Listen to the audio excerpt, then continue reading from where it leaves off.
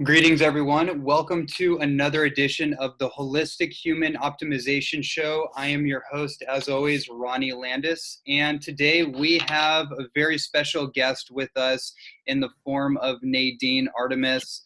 Nadine came on the show a little while back. I think it's episode 101. And this is episode 152 or 53, one of those. And, I've been wanting to have Nadine come back for a little while. We really had an amazing conversation in our last interview, and she has been very, very busy, recently released a brand new book, and we actually got to meet each other in person for the first time at the most recent longevity conference. And it's always cool to be able to meet other leaders and influencers in the relative community. Maybe come across people via their name on the internet or their work, and we know of them, or in my case, really know of your work for many, many years. And it's always cool to bump into each other physically and get that real connection. So definitely was really great to meet you, and for the first time face to face, and to set up another conversation. Yeah, likewise. It was great to meet you in person too. Mm-hmm.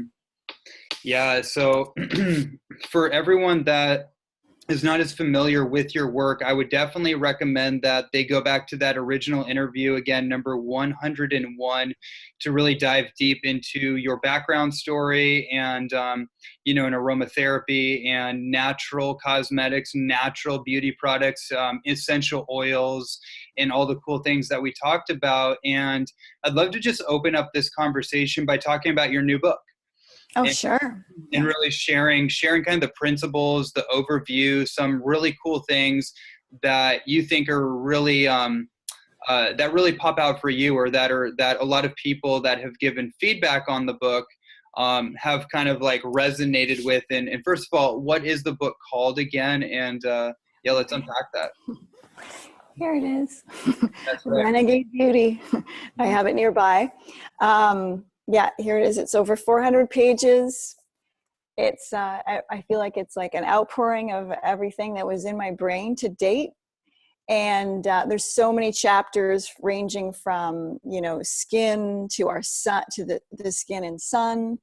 There's a chapter with recipes. There's a chapter called Renegade Beauty Solutions at the end. It's sort of this A to Y of, from hyperpigmentation, melasma, acne, thyroid, just like a whole quick Cole's Notes versions on all those subjects with solutions and things that you can do, or maybe then it reverts back to the recipe section and you can look for something to go with that. And we go through a journey of, the history and the mystery of beauty. I'll just look at the table of contents for a second. Beauty as a pathless land, the mystery and the history of beauty, from the Milky Way to the microbiome. We do deep dives into the microbiome, whether it's the yoni microbiome to the, gut microbiome, which really affects the skin's microbiome. And there's also a chapter on beauty and bones, which is a deep dive into the oral care and the oral care microbiome. I do have a book called Holistic Dental Care that I wrote previously. And this chapter has like some new and updated information as well. And it even goes into like what to do with a root canal or jaw cavitations. So what wisdom teeth. So I really go into it. The response has been amazing. We get a lot of quotes about it being the beauty Bible, the Holy Grail. It was great being out at the conference and at our store in California and doing book signings, because then I was able to, have people come up to me and talk about the book. And, even men, a lot of men are reading it, and they've got, this one guy came up and was like all these highlights, and he had all these questions. So that was really fun. So there's a lot in there, and people are really responding well, and that's really sweet. Yeah, I mean, first of all, there's just so many little nuggets in there that I would love to elaborate on, and I can definitely see why the feedback would be so positive. I mean, I've been watching you over the years since I want to say almost I don't know exactly when, but maybe 7, 8, maybe 9 years ago at the original longevity conferences.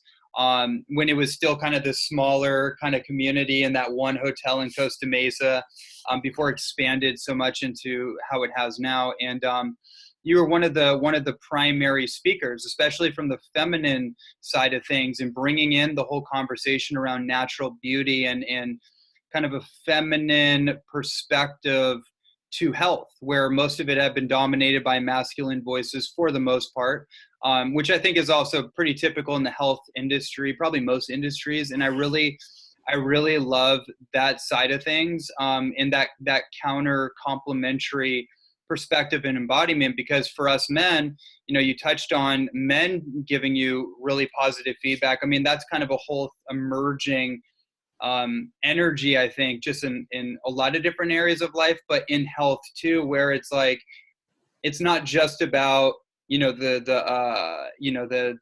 I guess the anabolic side of health when it comes to masculine, like bodybuilding and looking fit and more kind of vanity or testosterogenic focuses, hormonal focuses, but it's also about, how do we cultivate inner beauty?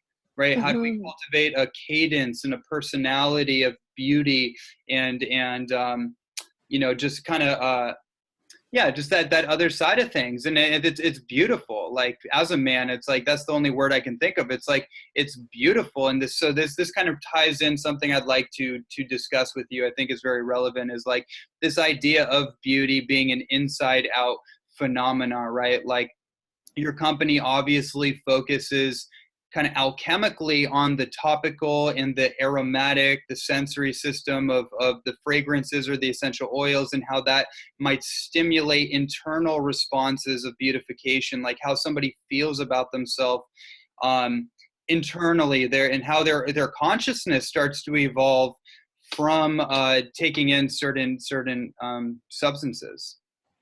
Yeah, totally. I mean, really, and everything we create you can open it up and there's a whole world really there to meet you in that level of botanicals in their purity. And they're there to be your finest bathing attendants. They're there to activate and stimulate and grace your body. And that's, I'm always amazed with what nature has to offer and what we can apply to our skin from nature, which is so effective and so exquisite. I'm just always amazed, that we veer from that course, because, there's no pore that's parched for paraben. There's no part of our body that's deficient in petroleum derivatives.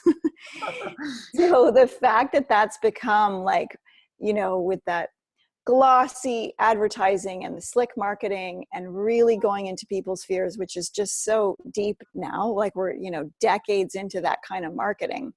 And I'm just always amazed at like, that nature isn't totally winning at the end of the day, because like we have everything we need from there, and we don't need to go down the synthetic route, which really from so many realms, is going to be shrinking cells, is going to be shriveling cells. And then we're going to just be, it might be like temporary plumping or a temporary thing, but then there's like long-term drought or dryness or disruption of the microbiome. And then we're going to be like, but there's just going to be always that hollow, that thing that doesn't add up, because you're buying all these bottles and you're trying to do something, but it's just empty promises. And then you're collecting more and more, and nothing's really effective. And you're just sort of in this vicious cycle. Beautifully said. And I think too, like, the conversation of the microbiome is huge. It's a deep one. It's something that I've been digging very deeply in over the last couple of years, and actually drawing out some archetypical and metaphorical interpretations via the internal rainforest or the internal terrain of the body, and the harmonics and the organ systems and the elimination pathways and the identification with the outside world. One of the things I'd like to bring up and then kind of get your take on and kind of see where that goes. And I think the microbiome is a great place to take it. But basically the idea that I've been really helping wrap other people's minds around in different lectures and stuff is this idea of biospherical or elemental nutrition, and mapping that to the internal terrain of the body. So for example, our body has 4 main modes of detoxification or elimination, right? The lungs, respiration, the colon, defecation, the kidneys, urination, the skin, perspiration. Then you have the 4 quadrants, I mean, there's many more, but the 4 main quadrants of the biosphere, which is the atmosphere, our lungs, and then the geology, which is earth, which is, the colon, and then the hydrological cycle and water, which is urination, then the heliosphere, which is, sun and skin and perspiration, and then, Chinese medicine. You could take this so far down the rabbit hole, right? And so the idea that I'm trying to help illuminate for people is that one's own individual healing does not happen independent of the environment around them. And it's actually like our healing journey or our beautification journey or our transformational journey is in direct relation with our environment and with the food that's grown from the environment and the sanctity of animals and children. And it's like the whole thing has become such an interwoven metaphor for me personally. And I'm just curious what your personal perspectives are on that, because you talk a lot about the sun and the environment. I know that your way of living and the family setup that you've created for yourselves is directly in line with that particular philosophy. Yes. And the whole book is really also talking about the elements, as in like to the widest perspective is what will replenish our beauty and our being. It's not the bottle of anything, not even really the bottle of anything I make. It's like taking it back. It's about engaging with the elements. So sun, which is what you're just speaking about sun, water, earth. So anything from the earth, the botanicals, the food, and air, which is like allowing our skin to breathe, things like that. Yeah. And then really the fifth sort of hidden element is the ether. And that sort of alchemically, to me, that's sort of a mix of all of them. And to me also, that's sort of where I engage with our thoughts. So then where is our mind's relationship to the elements and to thinking? And I think that's where we've got to step back and allow life to replenish us. Instead of this external focus on this bottle of like this serum is going to do it all, because there was a beautiful ad and there's no wrinkles on that person's face. So it's, Right. And then you go home and you're like, but why? So yeah, we got to engage with the elements and allow our skin to engage. So, obviously the one that's so fun is just like, sun tanning naked. You got your air bath, your sun bath, then jumping into a cold body of water or having a bath or a shower and playing with the elements that way. And then, applying an oil that was made from elements of the earth. And then you've got it going on. So really when we can just get, or lay on the earth or put clay on or use honey, all of that's engaging more. And obviously, we're still going to be dressed. We're going to not be, that's not going to be changed. We're wearing clothes, but we want to think about what are we wearing, if we're all wrapped up in polyester, we're not allowing the skin to breathe. If we're applying a petroleum-based product, we're not allowing the skin to breathe. If we're showering in tap water with chlorine, we're again disturbing the microbiome. We're not allowing water to replenish our being. So that's, sort of that real foundation of how we can engage. And what really engaging with nature is a beautiful relationship. Beauty is also when we can kind of get out of the way. And it's that moment when you almost aren't thinking about yourself. It's when the self's out of the way. So to be in the sun and sun tanning, to me, that just takes me out of myself. I'm in relationship with the earth and the sun. And that's like a beautiful moment. Very well put. I feel like so many of people's challenges are actually a hyper focus on themselves, right? Like it's my concerns, it's my worries, it's my circumstances, it's my pain, it's my suffering, it's my whatever. And it's like, I just feel like, yeah, what you said is so perfect. And it's like, you got to get out of yourself, right? You got to be, you guys stop being so you get to choose not to be so self-centric, in the sense of like, oh, I'm here in my own little isolated experience. And it's like, no, there's actually 7 billion human beings in and around me. There's a noosphere that I'm psychically connected to. And I'm part of this interwoven kind of dynamic with the planet. And it's like, I feel like so much of the human neurosis and the problems in humanity are the disconnection of the mind or the awareness of one's being and their actual physical body. And that physical body seems to be most connected or integrated. The being becomes most integrated when they integrate with the motherboard of the earth, like whether they're getting grounded or they're jumping into ice cold water. I know for me, like if I have anything going on psychically or energetically, or I'm just in a funk, I just jump in the water. I just go to the beach and jump right in the water. And it's just like, bam, I'm like clear. I'm back. I'm all good. And life makes sense again. Totally. Yeah. Yeah. All relation is to creation. So every breath, every thought is not happening in a vacuum. Yeah.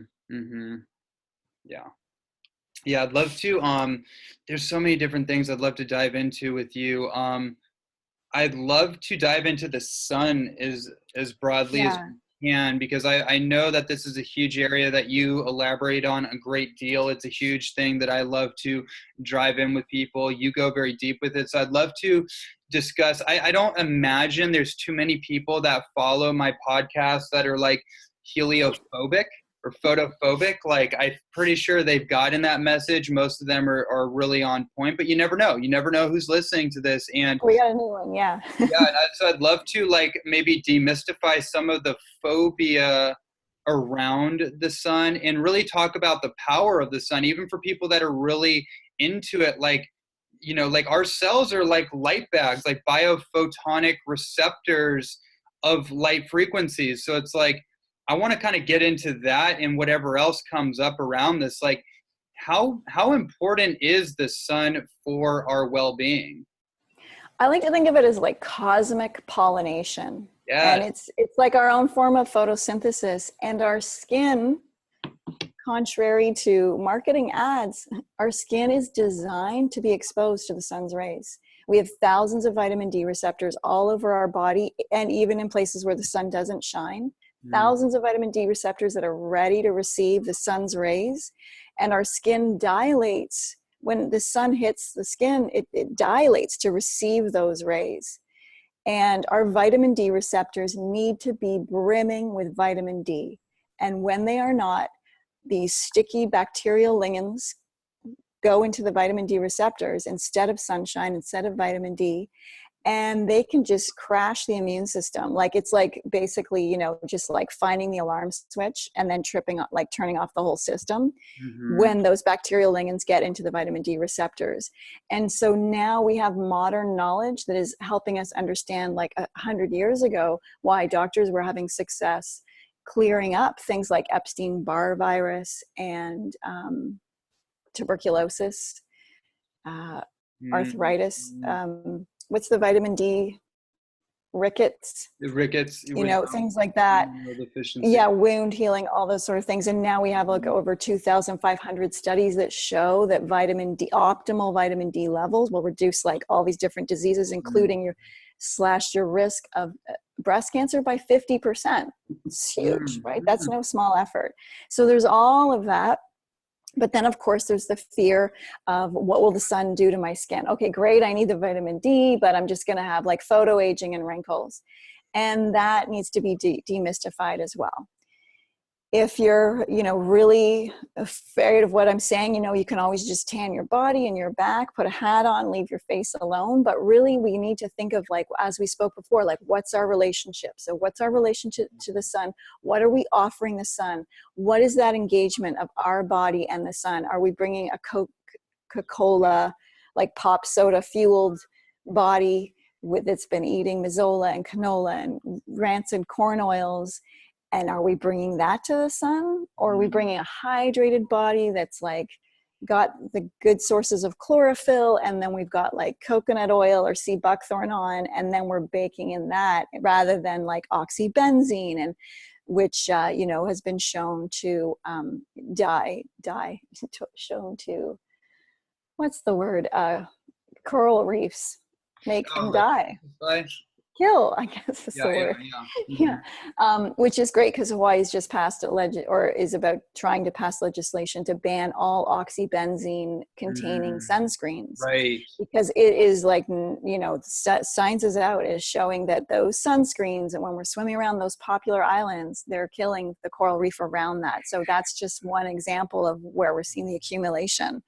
So an ingredient like oxybenzene is just amazing because it is not carcinogenic until it is activated by sunlight. And that is the Mm-hmm. active ingredient in sunscreens. So besides the toxicity of sunscreens, the main reason why you want to, use natural things in the sun, and also just you want to know how long your body can be in the sun instead of turning off that warning system by slathering it in like SPF, whatever, is your own body, your skin, and if it's getting a bit red, then you're out, or switch to clothing in the shade. So the reason why we can't just take vitamin D supplements and why we want to expose our skin to the sun is for things like vitamin D, which is made by the UVB rays. Also, as advanced as science is, we don't know all of the wavelengths and the spectrums from the sun. So they haven't all been identified. But we do know that sunscreen will split the UVA and the UVB ray. So we only get UVA and we don't get the UVB. So when those two ultraviolet partners are separated, that's sort of when the trouble begins. And that's what an SPF does. So it says no to the vitamin D and it says yes to the UVA. Oh, interesting. UVA on its own will cause more, freckles, or, all that kind of stuff with the skin. And Mm-hmm. so like, you don't want to, like if you're driving in, I always think of LA, you got the long traffic and like every day you have that commute home. So this one arm is like always out the window, or no, sorry, it's in the window, and it's the window's blocking, you know what I mean? Like you've got the window that sun's coming in. That arm will end up being more freckled and stuff because the window is separating the UVA and the UVB, and you're just getting the UVA. So it's a good example of that. So you wouldn't want to have a sunny house and sunny windows, but you wouldn't want to spend like all day long in front of that sunny window, direct sunlight, because of your skin. So you want the full spectrum, which again, we don't even know what that is, but we don't want to block it. Interesting. So that's the main heart of that all. And also really when you go into the science and the studies, and they're in totally like the New England Journal of Medicine, or there's so many studies that really show, and also there's other things like Cochrane reviews, and there's different ones where they'll pool all the studies together and do things. But, really to summarize, and I do go into the science in my book, but, less time in the sun, people that live closer to the equator and have more time in the sun are less likely to get the different types of skin cancer, including melanoma. People that get melanoma do not have regular exposure to sunshine. It appears in areas where the sun doesn't shine on the body. And there's a lot of good work by Dr. Bernard Ackerman. He died in 2009, but the legacy of his work is phenomenal. And he wrote a thick book like that about the myth of melanoma and the sun. It's an awesome book, and it pulls together all the studies. So there's that. Studies show that it's more like fluorescent lighting that's giving people issues with skin disorders. Yeah. And that was written before. That study was in the New England Journal of Medicine in the 80s. So that was before we were all in front of a computer all day long. So there's a lot of myths to when you really go dig deep. And it's fun. I mean, we all know, even if we're kind of like, oh, I don't know, I don't want wrinkles or whatever, we all feel good in the sun. We're all like, actually, but it does make me feel like happy inside. So we don't want to deny that. We want to go with what our guts know. And also on a gut level, engaging with the sun is so good for our immune system, and it creates antimicrobial peptides. It helps to feed our skin's microbiome. So we've got all that going on. And I like to think of the sun as like this fluid, because when it engages with the body, it actually generates this vitamin D, which is a precursor hormone, and it creates a very special and necessary cholesterol sulfate. So engaging with the sun creates a form of a water-soluble vitamin D, and supplements only create a fat-soluble form of vitamin D. Hmm. So we really do, we need the sun. I mean, so brilliant. One of the things that I talk about quite often is like anti-candida strategies. And one of the things I mention is like, hey, you really want to get bare skin underneath the sun, because the sun is emitting, it's basically anti-pathogenic, it's antifungal in nature. And the thing about a fungal condition or a candida condition, it's like a damp, wet spleen type of environment in Chinese medicine. Like that's Totally. pretty much the issue. Like there's no internal fire, no stomach acid, and it's been taken over by these opportunistic organisms in this swampy, wet, dampy environment. Candida is like the basement, right? Like the base, yeah, and Yeah. like you're here in Hawaii or something, and people are getting staph infection. I've never once in my life ever gotten any kind of staph or any real infection that was concerning, or anything I was even aware of. And one of the big practices that I've always had is ever since I got into raw food 10 years ago, I was just naturally led underneath the sun. It's funny you mention this idea of what are you giving to the sun? It's like almost like a devotional thing to the sun god Ra, kind of, Totally. like And I think of our sunbed as like the altar, right? It's just like, then you lie on, or the dock or wherever you're right. lying. The earth. It's kind of insulting to silt your noble temple, your holy temple of a body with all this chemicals and and even to have the idea that I'm going to protect myself from the father, essentially the hydrogen father sun that actually is penetrating the earth and giving it life, but I'm going to protect myself. That's just kind of a little side tangent. I think it's like it's a little bit of a human neurosis. How we avoid nature, right? Like how we try to protect ourselves from nature when in fact nature is what gives life and protects life in the first place. Yeah, so then it goes back to that re-engaging with the elements. That's why we're here. That's how we are sustained here. You just reminded me of something you said about the sun. Oh, I wanted to just say, like, yeah, we don't want to get burnt by the sun, but your body can deal with processing a burn much better than it can with hours of sunscreen on.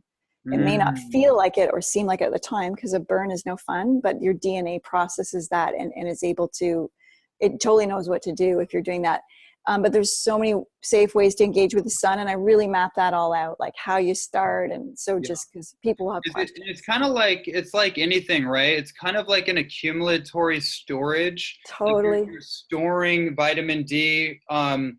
It's almost like donating the nutrient and storing the light essentially in your body, so your body can start to acclimate to light frequencies versus whatever the heck it's been surviving on, and kind of and there's a purging, right? There's a purging and acclimation. So it seems to me that if somebody goes kind of cold turkey or they go all in, like they go from not getting enough sun to going and like nude bathing or being out in the Hawaiian sun or whatever for hours on end when they're not used to that, they get oversaturated and then they have to kind of like, it's almost like dosage dependent, right? Yeah, totally. And just start slowly and maybe like, 10, 15 minutes at a time, and you work your way up. Got it. That I think that'll make a lot of sense to people. Mm-hmm.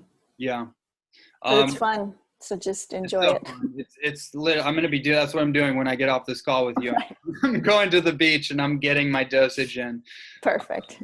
Yeah. So, you mentioned there's a few things. The microbiome again, I'd love to kind of like put a little bit of a focus on that. We've kind of like, it's been a little round and bout in the conversation, but I'd love to dive a little bit deeper in terms of, obviously the microbiome is not just a compartment in the small intestine. It has to do with your oral cavity. It has to do with the skin, kind of this film or whatever around the skin, all over your body, like you mentioned, everything. So I'd love to get your perspective on, I guess, almost like what in your perspective, what is the microbiome? In my perspective, it's the biological garden. That's how I look at it. And maybe you share a similar perspective. And can you illuminate for all of us, like, what is the microbiome on a bigger picture than just like digestion or probiotics? And how can we develop a healthy microbiome? Yeah, so the microbiome, it's a newer area of study, but it's tying in all these things we've been wondering about for decades, and it's really come into its own area of research and understanding the past, 20 years, but really in the past 10 years. And we have microbes in us that came to our planet from meteorites, and mixing that with the carbon of our beings and the stardust. I mean, this is us, and this is the garden of our beings. This is the terrain. And I like to think of the skin as the moist envelope of our soul. Wow. And then we are essentially this banquet. We're host to this bacterial banquet, because now we know, like before it was all about the cells and the DNA. And now we're kind of in this post-genomic era where we're like, it's all about the bacteria. And so without the bacteria, because we also came from, if you think about the 40s and this like warfare on germs and viruses and bacteria, we're so far away from that now. And thank God, because now we really understand that, the mentality we had with the earth, this scorched earth policy, which is sort of how we're running Interesting. Our relationship with the planet, is how we're kind of taking care of ourselves on a health level, right? And who's to say, I don't know when things might be appropriate, but the scorched earth policy of things like radiation, chemotherapy, just an alcoholic mouthwash, an alcoholic acne treatment, steroid creams. This is a scorched earth thing that's like stripping away, mutating, killing off our microbiome. So whether our grandmother had antibiotics, or our mother had them at birth, or we're on our like 8th round and we're like 30 years old, those antibiotics are killing off. So sometimes it'll mutate, sometimes it'll disturb, and then sometimes it literally kills off species and varieties. So just like our soil, that we're having topsoil erosion problems and mineral issues and diversity issues, also within even our plant life, right? It's been this monoculture, and we need to get back to that diversity. It's been studied that perhaps we're at about half of our species in our guts that we used to have. And what we're also learning, is the microbiome's everywhere, and it is essential for the communication in the body, for the endocrine system, for our immune system, the innate immune system, digestion, disease, fungal, cancers. So the microbiome is a player in all of those things. You cannot really think of a health issue and not understand how that's being affected in the microbiome. The main microbiome area is the alimentary canal with the guts. For women, another really key area is the vaginal microbiome. The oral microbiome, huge. Then there's also a breast microbiome. There's a microbiome ears, nose. Like if people are getting polyps in their nose, it's related to the microbiome in there. So it's everywhere. And we really want to like embrace that bacteria on a sense of like health and beauty. We want to let the bacteria be the beautician. We want to let the microbes micromanage our health. So how are we going to do that? We got to think about ways that we're going to get out of the way. So if that's your vaginal microbiome, you need to get out of the way of putting chemicals and things inside your yoni, because that's going to... And a yeast infection would be like a dysbiosis of the yoni microbiome? Yeah. And that, did it start in the gut, or is it something that the vaginal microbiomes come in contact with? Why is that important? Well, infertility could literally be a vaginal microbiome issue. Your gum disease could be creating an early term pregnancy because of the microbiome. So that, it's so key. And then in our mouths, we want to, we can't be brushing with sodium lauryl sulfate. We shouldn't really have mercury in there. That really messes with the microbiome. And then the pathogens love the heavy metals. They'll eat them for breakfast, as Dr. Hal Huggins would say, called the marriage of metals and microbes. And so, even washing our face with soap. Studies now show that those surfactants, whether it's from your mild foaming cleanser or your hardcore soap from the drugstore, microscopic surfactants lodge themselves into the stratum corneum, which is the top layer of your skin, and they stay there even after rinsing. So if you've got years of washing with soap, that just builds up, and then it creates subtle dysbiosis where you're you're disturbing the food supply for the microbes, and then you've got that lodged into your thing. And so it's going to turn out differently for people. It could just be mild irritation, it could be chronic psoriasis, or you could have melasma that starts. So there's all, it's going to manifest differently for different people, but that's just like the story of soap, going in there, or, mercury in your mouth, or, eating GMOs, you've got the glyphosates in your guts, so it's showing up in different places everywhere. So we really want to tend to that garden of our being. Mm-hmm. Wow. And that's could be eliminating things and then adding things so that you can, as David says, stack the odds in your favor. Right. And I like to think of our bodies as like this bacterial bank account. And so, you got to have diverse investments, and you want to have, you want to think of species. So if you're, if you are taking a probiotic, you want to look for billions of colony forming units and a wide variety, from the lactobacilli to the bifidus and all their little varieties. You can be swishing with them in your mouth when you're oil pulling. You can be ingesting probiotics and prebiotics. You could be making probiotic suppositories for your yoni. So they're there to help us. And that's when you want to think about refeeding and reseeding your guts and your skin's microbiome. This is so interesting.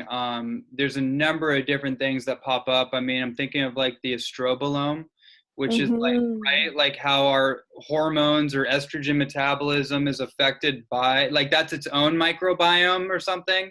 Yeah. And I'm going to go into that more I'm going to do a talk on that for the next Women's Health Conference. So I'm looking forward to that. Oh yeah, I'd love to hear more about that. I'm sure there's a testosterone or totally or what. And like prostate, there's got to be stuff, right? Because wherever you go, there's like years ago, I was pretty sure, I was like, when we're breastfeeding, because breastfeeding helps prevent breast cancer. It's just one of the things. And I'll think of something first, and then I go see if science can back me up. And then it did. And it was just about, because then, so it's said that women's breasts aren't fully developed. I think it's sort of the end stage in their development is to breastfeed. And I'm not saying you have to, I'm just saying developmentally. Wow. And then what you're getting is this flush through of the microbiome, right? Because then you've got all these oligosaccharides now moving through your breast, and you're inoculating your baby's microbiome. So that's so key too, right? Because you inherit your maternal microbiome genome. That's from the mother. And so you ideally get that sort of baptism from the vaginal canal. And those are your first sips of life, really. And then that science was like never sure why breast milk had all these undigestible starches, which is the oligosaccharides. And there's over 200 of them. And now they know, that activates, the microbiome in the child, because those are the prebiotics sort of activating the probiotics. So I think of it as this little starter culture. Yeah. And, no matter what formula, it does not have that life force, Right. That's, so key. One of the things that came up in my mind as you were sharing all this is like, it kind of comes back to the original conversation of like nourishing the cells, what the cells really are, and kind of this astrological, cosmological perspective that our cells are tracking the coordinates of the stars, essentially. Like that's kind of a fact and reality. And that's why I think astrology actually does work in things like human design and gene keys, like these typologies that are more cosmically inclined actually are so accurate. And it also kind of brings in this idea around the microbiome that one of the ways that we can connect to our tribal roots and our ancestry is not just like, okay, yeah, I get connected to the earth. Like that makes sense. But then on a deeper level, it's like, yeah, well, my ancestors' DNA and microbial memory may be housed in my microbiome. Maybe it's not just the Akashic records, or just like some kind of ethereal, like, yeah, I definitely believe in all that, but maybe it's more physical. Maybe my memory of my ancestors in my lineage is actually housed in my microbes. And if I can start to develop the culture, right, like the culture within myself, it'll connect me more with my human culture. I think that's kind of an interesting idea. Yeah, I love that idea. It's a good concept. And also, our cells have consciousness, and so does the bacteria. So we can also tune into our bodies and work with our bodies more, knowing that, like, and appreciating these billions of points of consciousness that our bacteria and cells emit, tuning into that, appreciating them, thanking them, and then, you know, they can do their good through the body. So yeah, it's like really tuning into that. And it's also like another, you know, thing with GMOs is, you know, the companies that make the glyphosate say, well, it's okay because the action that it does to destroy weeds is that it's working with the shikimate pathway for the insects and stuff. And humans don't have that. Right. And we don't, but all the bacteria do. So every bacteria has a shikimate pathway in our bodies and in animals' bodies. So, you know, to me, that's just like, that's kind of all you need to know. And I mean, that's a whole thing in of itself, like the glyphosate contamination and what that does to the microvilli, and how that breaks down the microvilli and breaks down absorption. And people are just having massive amounts of amino acid deficiencies, protein excess, mineral deficiencies, et cetera, et cetera. And like, you know, one of the things about glyphosate I find is like, it's just very ironic, the fact that it's a biocide and it's being used as a weed killer. But according to Dr. Zachary Bush, I think it's like 1/10 of 1,000% of the glyphosate actually makes it onto the weed, and actually just the rest of it goes into the soil. So it's not really a weed killer, but it is a biocide, which is basically designed to kill any biological life that is not genetically modified. Yeah. I mean, that's a whole can of worms, obviously. What does that mean? Like, we need to protect ourselves, right? We need to get on board with the program. I'd love to segue that comment as we kind of cap off our entire conversation. Like, what are some of the things that you've really found to help people get on board with the I guess the reprogram, like to take back their power, to really optimize their health, to cleanse and clean out some of these environmental pollutants, and to really regain their effervescent kind of natural beauty? Well, I think it's easy. It's 2018 on one level, you know, it's pretty easy. Like I also feel like we're at a time when I can enjoy the elements because I also can come home and have a great shelter, and I've got the running water, you know, so it's not like we don't have to struggle with the elements anymore. Generally, for most of the population on the planet, it's like we have that luxury now. And I kind of summarize, it's easy to remember because it's just like, I think of stop, seal, and seed. So stop, we might have to stop showering in chlorine, or stop eating glyphosates, or stop putting petroleum on our skin, or stop using soap. You can still use it for pits and bits, but you don't want to be soaping your arms and all that. So stopping, and then sealing. So sealing and healing the gut, sealing and healing the gums, so it's not like bleeding every time you're flossing, which would be like, you know, sodium lauryl sulfate makes the skin really thin. And stop using that alcoholic mouthwashes because that's like harming the microbiome. And then seeding. So then really looking, you know, through diet and sunshine and engaging with the elements to allow that population to expand and get that diversity back in. And so in whatever area you kind of think you need that, you know, and then that brings you, and then we also reseed by, you know, again, engaging with the elements and in their pure form as much as you can do. If you're in an apartment in the city, get a shower filter, you know. I had that when I had my apartment in Toronto, and we had the shower filter, and we would do everything. We would wash the kale in the shower. We would run a bath through the shower. You know, you have to do what you can. Wow, that's actually a really good idea. I didn't think about that one. Yeah, and we travel. You know, we'll bring the shower filters when we travel, or we won't shower. You know. Yeah. Yeah. Or Throw just, on some dry shampoo, get a bottle of spring water, freshen your pits, uh, you're fine. tie a hose to your shower and give yourself self-administered enemas, whatever you're into. Whatever. These are all just ideas. Wow. So Totally. yeah, so good. So what I heard from you, and I love the way you kind of articulated it, was this idea of, you got to stop what you're doing that's causing the problem, right? Just in life in general, like if you keep repeating a cycle, you're only going to get more of it, or it's going to get worse. It's gonna compound, right? So it's like we got to like first stop, take a look at what's going on, survey the situation, and kind of get a sense of like what's helping, what's not, and then from there, I love seal and heal, because it's one thing to like, okay, I'm going to go and do a healing, but there's foods or supplements or certain approaches that if we haven't sealed a wound or sealed your intestinal lining, if you have leaky gut, or sealed, like the gums, like you mentioned, or whatever, if you haven't created a protective layer of something that's been wounded or hurt or opened up, then some of the things that could be very helpful could maybe cause an allergy or could be problematic. I just think that maybe we can touch on that perspective just for a second, because I think it's very profound and it's very deep, but I'd love to hear from you kind of unpack that a little bit for people.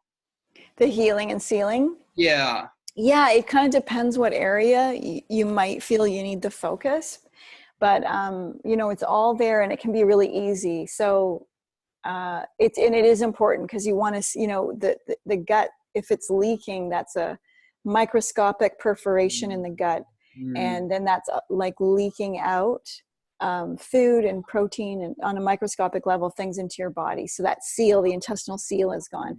On your skin, that could be an area where you have eczema, or acne, or that kind of thing, or an open wound, that could just, have a cut or a thing. You need to literally seal the skin. And Mm-hmm. then, yeah, with the mouth, there's all kinds of things, where if you've got bleeding, you've got a direct root, or maybe you have a root canal that's like draining toxins into the blood supply every day. So those are the things that you need to, so you got to seal the leaks so your boat can float. Yeah. And Mm-hmm. then that's like it's a beautiful phase too, because that's when you're engaging more and you're aware of your body on a different level. And and then you can look to the seeding, and then that will be more effective because things have been sealed. And then the seeding, if you haven't quite gotten a grip on the seeding, the seeding will help. And sometimes it's like an upward spiral where you're doing one thing that's helping the next, and you can kind of get out of situations that way. And then also, it can be overwhelming, because then you could be, oh my God, there's so much to do. But just pick a few things at a time. And also, anything I'm suggesting not to do, there is a beautiful option to do it with, whether it's something really easy like just swishing, making mouthwash with baking soda, which is so alkaline, or using a beautiful oil on your skin. It also is, I was saying, joking, that it was 2018, so it's easy, but there's never been more nutrients that we can get in touch with, at the same time, well, there's never been more GMOs or issues like that, but at the same time, we have access to amazing diverse food supply that we can really get amazing nutrients from. There's amazing supplements, there's amazing stuff going on in the field of probiotics, and what you can put on your skin that's created from all the beautiful plants and roses and all of that. Then you're only, you're not denying your body anything. You actually open up the door to like a beautiful banquet that's just celebrating life on such a different level. It's like, I got so enamored with making, cosmetics and stuff for our body, because also of like the history of it. It's just so fascinating. When I learned that medicine and perfume used to be one and the same, that the perfumer was the medicine maker and the medicine maker was the perfumist, that just floored me for years. And now it's just like we have like, stuff we used to put on our bodies used to be like pressed from the petals, tinctured from trees, and made from sap. And now we just have these lifeless liquids that are a miss of reverence. And that's what we're really missing, is just like vitality for everything that we're putting on, in, and around our body. And just like, don't settle for anything less. And it's fun. Yeah. Yeah. Yeah. So beautifully shared, so beautifully represented. It's like, um, yeah, it's kind of like bringing the tenets of alchemy back, like the essence, like in order for the alchemical byproduct or concoction to be created, the alchemist, the user, the medicine person, the science, whatever, the magician, they had to transform themselves alongside the actual thing that they were creating. It had to affect them as a process of manifesting that particular thing, right? And I feel like it's a similar thing that I feel from you and a number of other my kind of alchemically inclined supplement creators out there, that there is this mutual process where the substance, the product, is not independent of the creator. It's like, it's almost like a mutual creative kind of process that spirit is imbuing itself through to actually get these products out to the world, that really do have spiritual value. They do have vitality. There is an actual life force to them, and also has all the other benefits that people would want to see, but maybe they're choosing products that are quite inferior. Yeah. It's just not it's not celebrating your life or life in general. And that's where I just, there's a lot of seriousness, and we've talked about a lot of, sort of serious things, but on the other level, I mean, this is a path to joy too with your body. I mean, it's that simple, and it can be, and we're allowed. It doesn't have to be all like, and steps to Totally. wash my face, and, all this stress. And it's just like, we got to relax and, allow beauty, receive it. It's not another adrenal driven goal. Just gotta chill. Yeah, and that in of itself is like part of the whole secret anyways. I think that's why I think I was touching on before, you bringing in that kind of like divine, empowered, wise, feminine side of things, which does relax the adrenals a bit, and is very like, it's just about harmony and peace and the good for all, right? And that's such a necessary energy that I think is coming through in the world, especially in the health world, because there is such this like ambition to heal yourself. It's like, whoa, wait a minute, what kind of energy is that? Like, that doesn't sound like necessary. Like, yeah, there's certain things I got to work through, and I got to have willpower, and I got to work through my blocks, but there's like this hyper ambition to like heal ourselves. And it's like, whoa, okay, actually maybe I need to like relax and like love myself and get into that. Yeah, because what that does is it really activates the lack, right? When you're engaged in the what you don't have going on, you've just, right? Mm-hmm. And then it's hard, because then we've got a lot of judgmental thoughts going on, which does get in the way of beauty, like as a bigger concept, the beauty of being, like that kind of beauty. Yeah, well, that's a whole nother, man. Yeah. That's another conversation right there, the beauty of being. Well, with that said, let's leave everybody off with the resources for your book, Renegade Beauty, and also Living Libations, and where, I don't know if it's accessible, both of those are accessible on the same website, but I'd love to just get everybody that information where they can go. Yeah, sure. You know what I'm just thinking? Why don't we do a giveaway for Renegade Beauty? Sure. So however you want to do it, and then just let us know the winner, and we'll send them out a book. Okay. Yeah. And so we have our website, livinglibations.com, and the book's on there, and it's also in Amazon and all of that. And, regular social media channels like Instagram, Facebook, YouTube, all the regular things. All the regulars. Yep. Yep. Awesome, Nadine. Well, this was just such a pleasure and honor. Like I said, it was great to finally get to meet you and to feel your energy and just the magic that you and your crew are creating with Living Libations. And your mission is part and parcel to mine. So very grateful for this conversation. And thanks for joining us.